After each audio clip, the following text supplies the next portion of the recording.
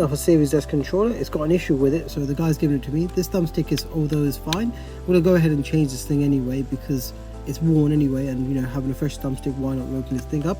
And we've got ourselves this thumbstick which slowly just drifts up. So he said, can you please replace this thumbstick? I said fair enough, I'll desolder it and I'll go from there. For the purpose of the video, I've gone ahead and removed the back. So these two little bits, as the normal Xbox controllers, these textured bits pop off from the top here, so pull from the top and it just cranks off.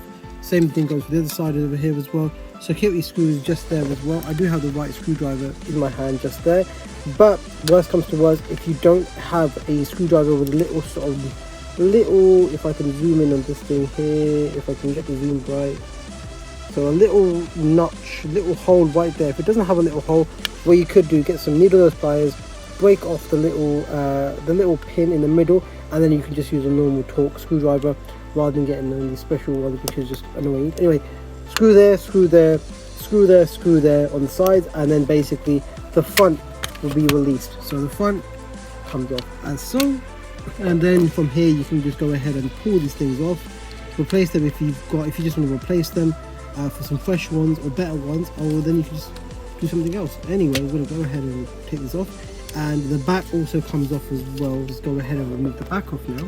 Let's have a look. The back just clips off. That is the back. I'm going to clean this up with some with a brush, and because it's a bit dirty inside. But anyway, this is how the back motherboard looks like. So you have, whereas the S controllers had one antenna, this has two antennas that go to the board. The soldered lines in for the the rumble motors right there as well, and then you've got the screw that's holding it down from here. Screw there, screw there, screw there, screw there. So it looks like 4 screws on this board, and then one more tucked right underneath there as well. So advise take off this screw as well, tilt the board up if you want to work on it, remove the actual antenna from here as well, then you can remove these screws to get to the middle of that section. Anyway, we're going to head and go skip ahead and open these things up and go from there. So yeah, we are back. So I've gone ahead and I've removed the 2 screws holding this down and the 2 screws there as well. If I want to go ahead and open them, but there's no reason to, because I just want to work on this thumbstick just here. This one just here, which has the problem. This one is perfectly fine, so I'm going to change the top over this, but this one's the one that's drifting. So I'm going to go ahead, and I'm not going to remove this completely from the board. We'll do it from here as well.